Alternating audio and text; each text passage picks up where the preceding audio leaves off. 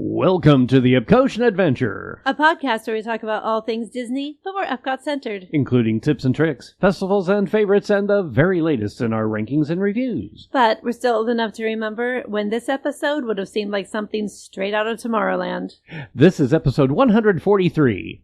I have no idea what's about to happen. Or, it's true, he has no idea what's about to happen. So now, please remain seated, keeping your hands, arms, feet, and legs inside the podcast as we embark on our Epcotian adventure.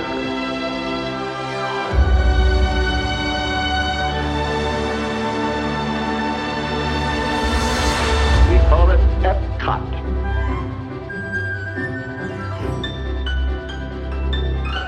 Howdy, folks, and welcome to episode 143 of the Epcotian Adventure. I'm Rod. And I'm Sue. And, well, Sue is going to take this one away today because I have no clue what's about to happen. This is going to be an interesting one, or at least I'm assuming it will be an interesting one. I don't know, Sue, what are we doing? Well, I kept it a secret from you because I'm also sort of keeping it a secret from me. I have not seen what we're about to do either. So what we're going to do, it was time in the month to do an Epcot episode. We try to get in one Epcot-themed episode every single month. Sometimes we get more than that. Sometimes we don't quite hit that mark, depending on what's going on. But we do try. So this month, we had talked about doing this or that episode, which we haven't done in a while. It's a good way to work in some of our preferences, as well as giving you some tips and tricks and ideas on how to approach a day at Epcot. Try to form your perfect day. So instead of us making questions for each other, I went to AI. Uh-oh. Bum, bum, bum. Now, as you know, if you've been listening for a while, we have not had great luck with AI forming questions for us. So I gave it some very specific boundaries. I told it to create 20 this or that style questions for us based on a perfect day at Epcot. I asked it to include hotels and characters and rides and snacks. I asked it to incorporate all the things. So I don't know how this is going to go. I have not previewed the questions myself so that it is a surprise for us as well. But it's going to be a fun chance for us to get to talk about our favorite topic, which is Epcot, and in a way that's a little different. So let's see what happens. Rod, are you ready? I like it. Let's do it. All right. Should we hand it back and forth and read them to each other, or should I just read the questions? Yeah, you just read this is your creation. You do it. This is you. All right. That way, if it goes wrong, I don't have anything to do with it. So, yeah. All right. Let's see where this goes. It actually separated it into sections for me. Wow. So the first topic is resorts and getting there. Okay. So first question, this or that. Beach Club Resort or Boardwalk Inn? Ooh. Those are neither usually on our list. Well, and we haven't stated either one. And that mainly because those themes don't appeal to us in general, but also because they are deluxe resorts. Yeah, they're really expensive. And so if we're AI does not have a budget, apparently. Well, let's see. I don't know. In my opinion, I think I would do the Beach Club. Simply because we've stayed at Newport at Disneyland Paris, and it was really kind of I felt a little too upscale for us, but it still was really fun. It still was enough Disney. I think it would be the same at the Yacht and Beach Club, either one. That's a really good comparison. I also like that both of these are an easy walk to Epcot, and I love that. I would also pick Beach Club out of these two, mainly because I love a lazy river, and Yacht and Beach Club has the only lazy river on property. That's true. So outside of a water park.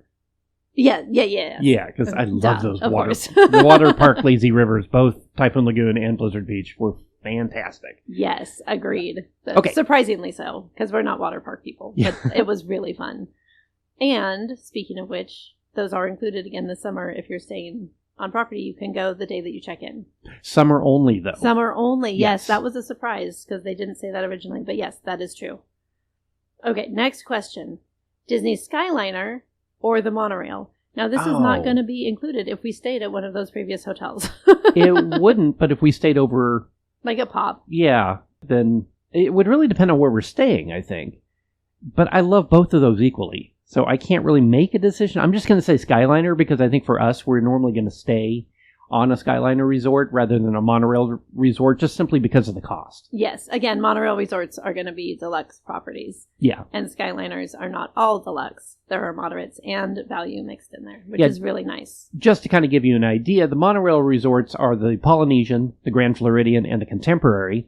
The Skyliner resorts are the Pop Century and Art of Animation at one station, the Caribbean Beach at one station, the Riviera at one station, and then the Epcot side, which would be the closest to Beach Club or Boardwalk.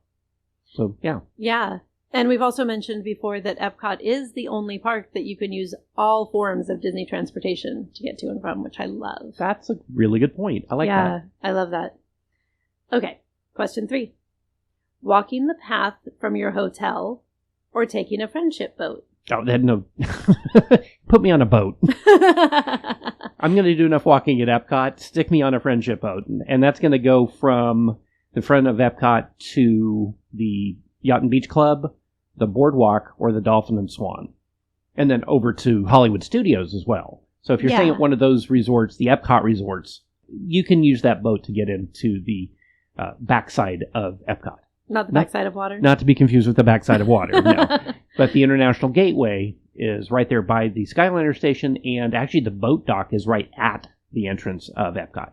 Yeah, I love a Disney boat. If it's an option to take a boat as transportation, I'm all in. I love taking it. That's one of the reasons I love staying at Riverside so much, is you can take the boat over to Disney Springs, and I absolutely adore that. There's something so relaxing about being on the water. Even though you're still in a theme park atmosphere, it doesn't feel like it anymore. You're suddenly out on the boat. You've got the very relaxing vibes. I love it. So I would always take the friendship boat as well.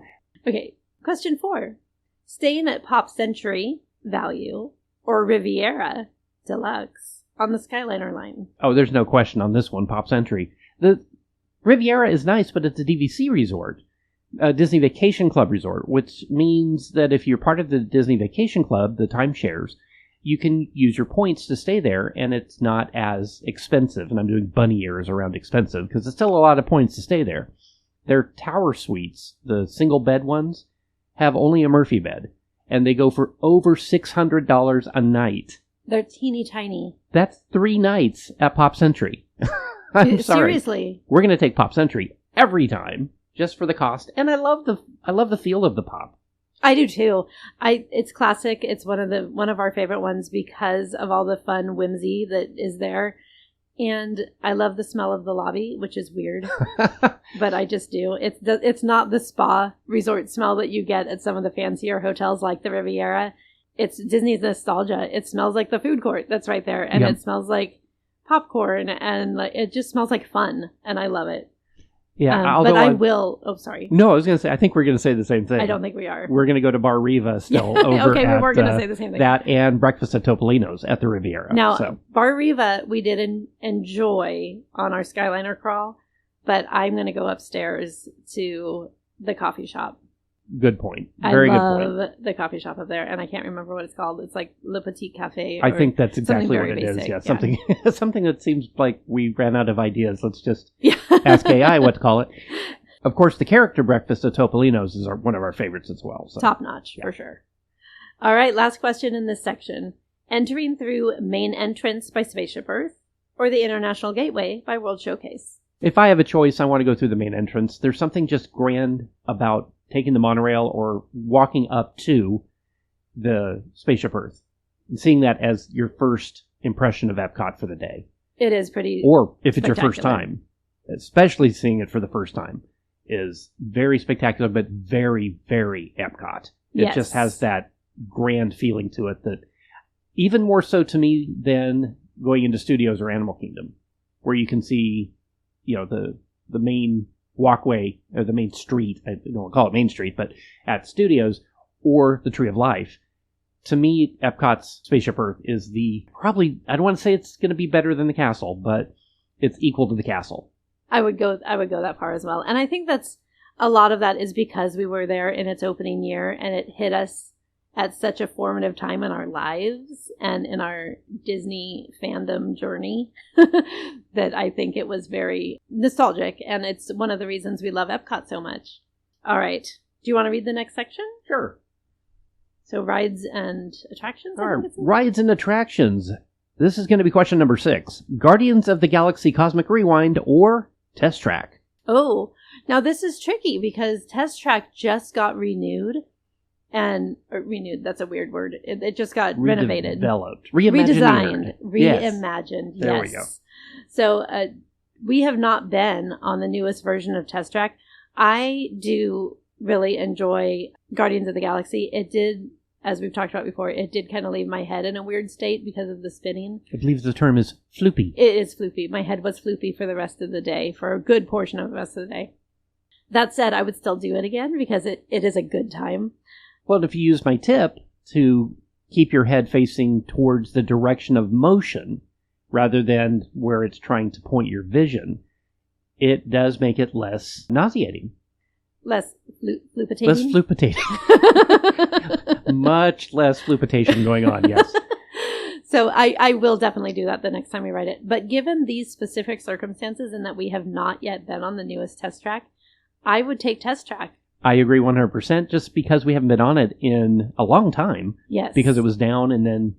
And it's never been one of our favorites. Yeah. But to see the new version 3.0, I think would be worth putting it at the top of the list right now. For sure. Especially since we know that they've incorporated some of the elements from the original that we love so much. The from World of Motion. Yeah, I missed that ride. Oh, so good. Okay, number 7, Soaring Around the World, or shortly, Soaring Across America, or Living with the Land. Oh, okay. Soaring Around the World versus Living with the Land is not a contest for me. I adore Living with the Land. It is a slow boat ride. I'm listening to the land. We don't listen to the land. Listen to the land. The little Pee-wee. And a little old school Epcot too. Sorry, go ahead. Yeah. So I would always take. I mean, it is a slow moving boat ride through greenhouses where you see actual plants growing. Like I know that does not sound exciting. Sounds so fun. I know, and yet it is the adult version of comfort food. Yes, yes. It is like. I can't explain the comfort level of this ride, but it is the ultimate, like, joy-inducing, calm-inducing. It's so good. And it's a great place to get off your feet for about 20 minutes. It's just good. I do like Soarin'. Soarin' is a really fun. And if this were into May, the end of May, when they are opening the new Soarin' Across America. The new soundtrack, new everything. I'm hoping even a new Patrick. That would be awesome. It has to be Patrick. It has to. Oh, it has People would riot. Well, he was in the promotional video for it. Hello, I'm Patrick, your chief flight attendant. So yes, which I loved. Yeah. If you haven't heard our episode about where we are predicting what we're going to see and smell on the newest version of that, go back and listen to that too, because we had a good time with that. But if this was after May and we were listening to it or we were doing this episode then, I would probably say that one. Again, like Test Track, just because it's new and we haven't done it yet. I agree. 100%. Ooh, yay. I got it right. Number 8, Remy's Ratatouille Adventure or Frozen Ever After. And I already know where we're both going to say this one, but go ahead. What would you say? Now, with Remy, they did just redo this one as well. And they took out the 3D element, which I'm actually excited to see. I know. The 3D element, this ride always makes me a little bit nauseated. And I don't know if that's because the motion doesn't quite sync up as well with the video. I really don't know. Or if it was the 3D element causing that. So I am anxious to ride it again and see if taking that out helps. But I will take Frozen Ever After all day long. Every day. Yeah. Agreed. I love it. And I love that moment where she sends you backwards and the drop with Marshmallow. I just love it. And I really want to see the new animatronics figures. Yes. Oh my heavens, without the projection faces. So that does have something new for us as well. So yes, Frozen. Yep. Number 9, Spaceship Earth or Journey into Imagination with Figment. Is that a serious question? Should I just answer this for both of us? Yes, please. Spaceship Earth. Okay. All day long. Here we go. Number 10, Mission Space Orange or Mission Space Green. Because Figment without the Dreamfinder is not the same. Come on, bring Dreamfinder back, please. And I will take... Skunk smell. Oh, yeah, I'll take the library burning smell over the skunk smell any time of the day. Just so you know, they're both slow rides. Other than that, there's nothing that's the same. The original version of Imagination introduced Figment to Epcot. He was the original and only character at Epcot for the first about year and a half, I think. And Dreamfinder was his creator. It was whimsical. It was very old school Tony Baxter Imagineering that is missing from a lot of new attractions. Spaceship Earth is more educational or edutainment, which is communications based. Both of them are still classic attractions, but Spaceship Earth all day long. It's one of my favorite attractions ever, and the new Imagination is not. So that said. Well, number 10, I'm going to skip because we're... Oh, no, don't skip. Mission Space Orange or Mission Space Green. I picked neither. It's going to be neither, so we'll move on. And again, why? And oddly enough, there's a number 11 in this category. No, hang on. Mission Space, why would we skip it? Mission Space is a fast-moving, extreme ride that is based on a centrifuge. It's literally astronaut training. It was created by a company outside of Philadelphia that does actually build them for NASA and other organizations around the world. And it is the only attraction at Walt Disney World that comes with barf bags in the ride vehicle. I think we call them airsick bags. Right. And extremely claustrophobic. Yes. I don't know if the motion would get me, but I know the claustrophobia will, so I will not go near that ride in either color. All right, on to number 11, Exploring the Journey of Water, inspired by Moana, or The Seas with Nemo and Friends. So basically, do you want to walk through Moana, or do you want to walk through the aquarium? Okay. I love a good Disney dark ride. I think they did a fantastic job with the Nemo attraction, and I love walking into the queue, especially on a hot day. The ride itself is so clever, and it's so cute, and you see the animated fish layered over the real fish at the end, which is so clever. It's so adorable. But I might have to give this one to Moana. I think so, too.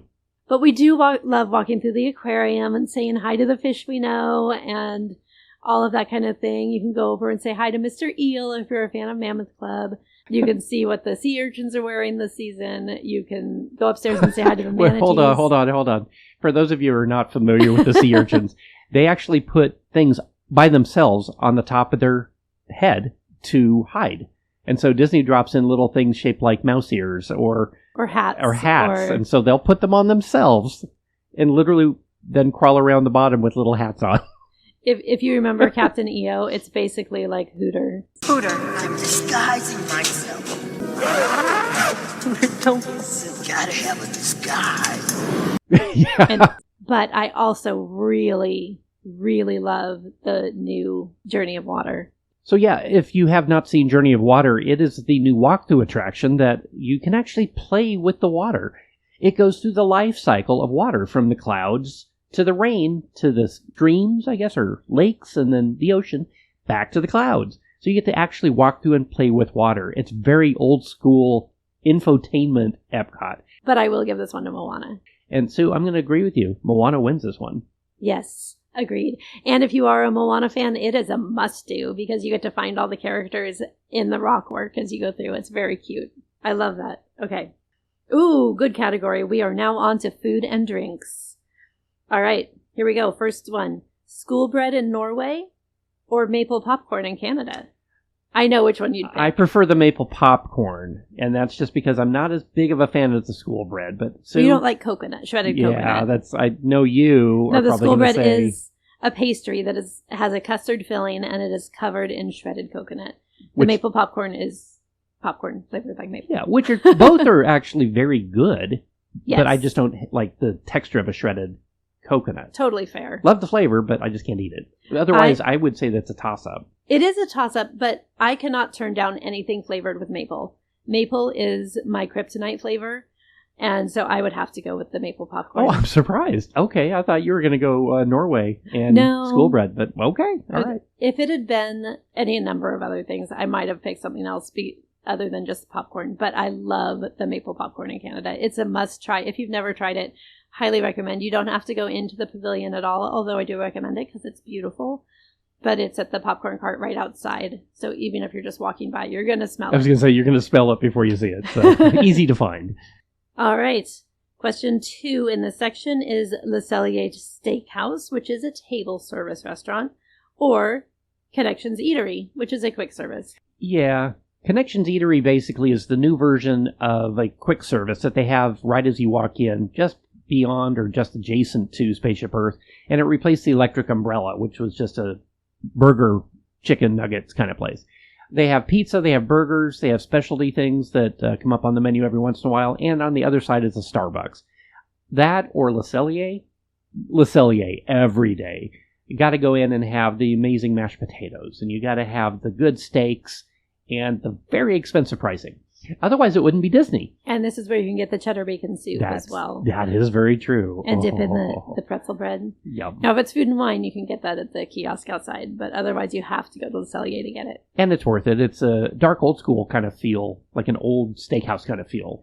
They also have, which I'm very curious about, and I don't know if I'd be brave enough to try it, but they have a dish that's a charcuterie board that includes a tallow candle. So it's made of beef tallows. You can actually dip your bread in it, but it burns because it's fat. So I don't know. I've heard varying reviews on it, but the people who like it really like it. I don't know if I'm that brave. Yeah, we'd have to see. I'm not a bone marrow tallow kind of girl, but I'm curious.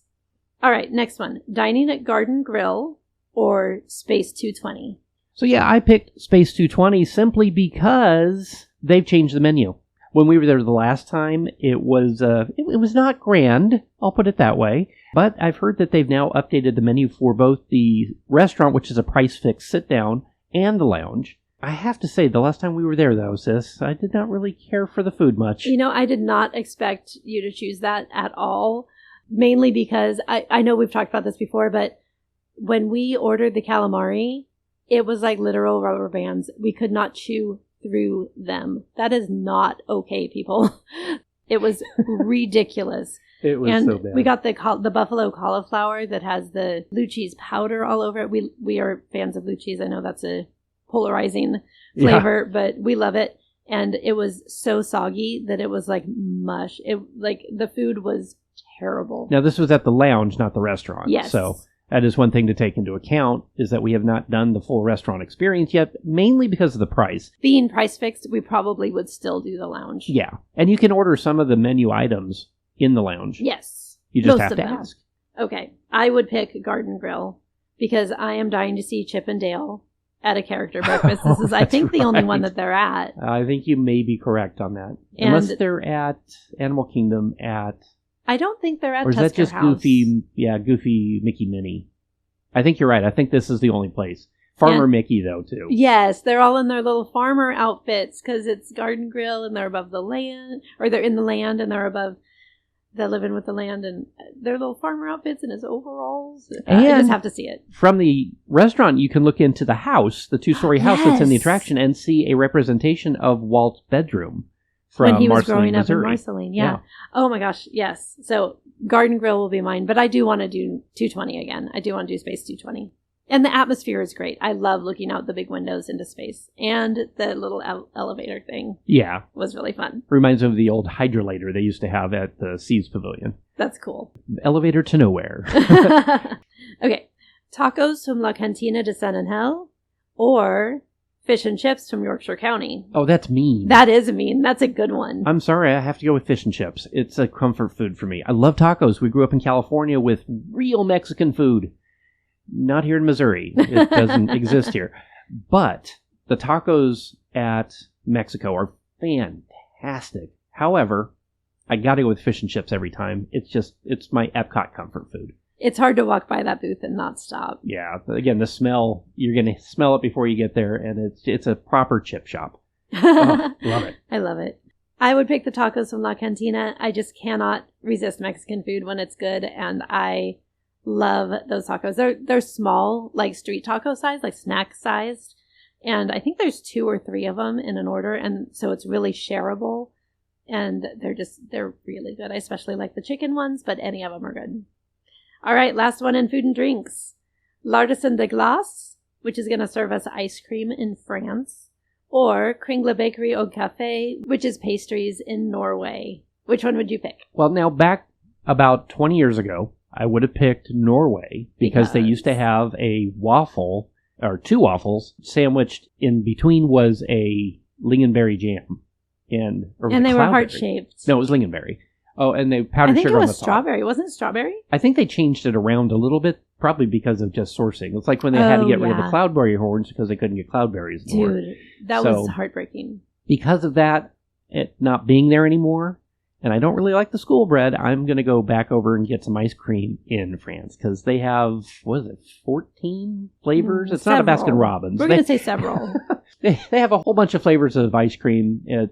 They do have a flavor of the day or a flavor of the week. I'm not sure, but it does change periodically as well. And seasonal. You can get pumpkin in the fall and whatnot. And you can do an ice cream martini there even if you want to. And you can also do one of the most unique ice cream sandwiches I've ever seen where they take a brioche, put an ice cream scoop on it, cover it in a sauce of your choice, and then stick it into the little waffle maker is what I call it. And it comes out as a encased ice cream sandwich that you can then walk around and eat. And because of that alone, I'm going to say ice cream in France. They also have a macaron where you can put your choice of flavor of ice cream between 2 macaron shells.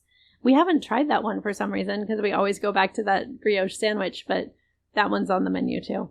I don't know which one I would pick because there are still several things at Kringla.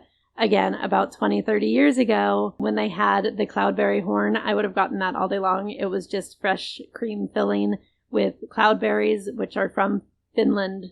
I don't think they're actually from Norway. I think I read that they're from Finland, but they're from Scandinavia.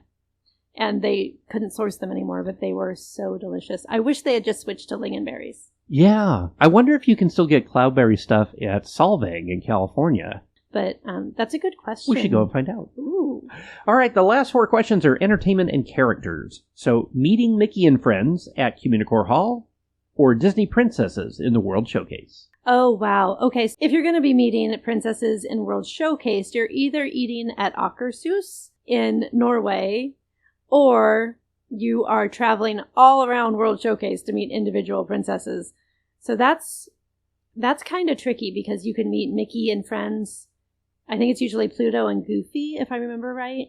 I think they probably switch. Yeah, they have 3 different sets, and you kind of go through one at a time. Yeah. Once you get into the new part in Communicore Hall. I bet they all switch out. I think just when we saw it, that's who it was. Yeah. But that's different. But I think I would pick them because, like you said, you kind of go from one to the next, and you get to meet them all together. And I adore the mural art that's behind them. Oh, my heavens, yes. I absolutely love it. I believe it's done by Joey Chu, who, if you're not following on Instagram, you should. His Disney stuff is absolutely incredible. It's very inspired by Mary Blair, and his style is just phenomenal. So I believe that's his artwork on the wall. If it's not, it's something very, very similar, and I love it. So I'm going to go with Mickey and Friends. Which would you do? I would have to do the same, simply because it's in the air conditioning. Also a good choice. Okay, here we go. Turtle Talk with Crush over at the Seas Pavilion, which is very interactive, or the American Adventure, which is a classic stage show with animatronics.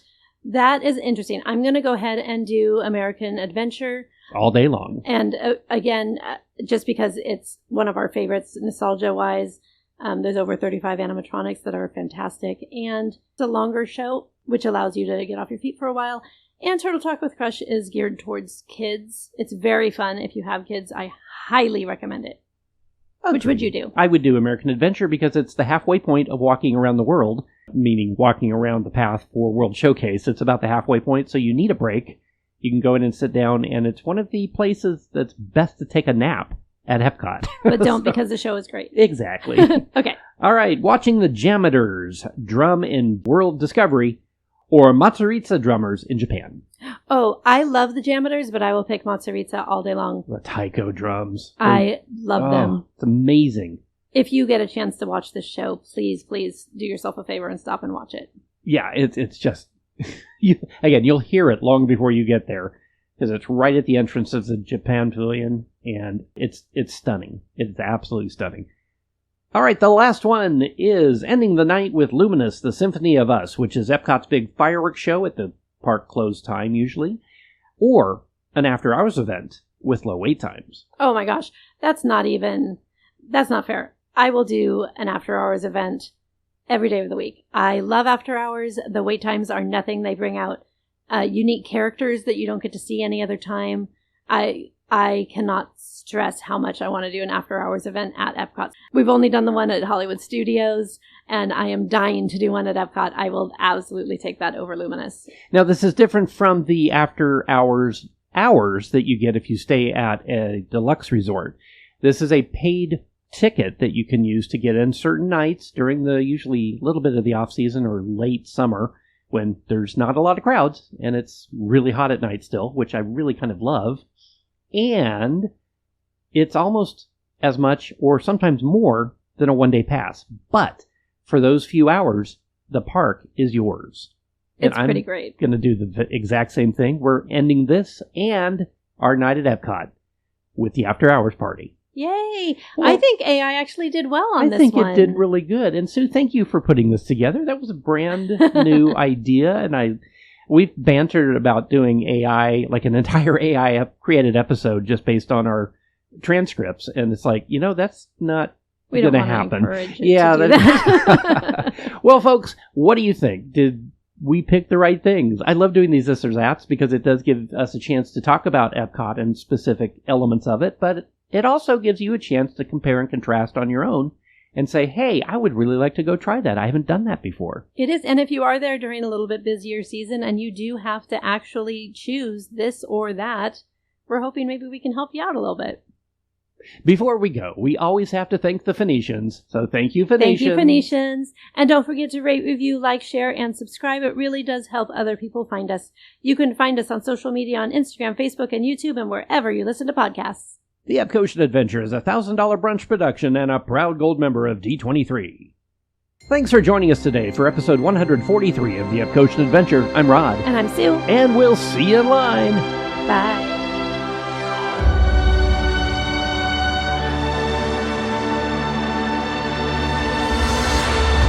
Thank the Phoenicians.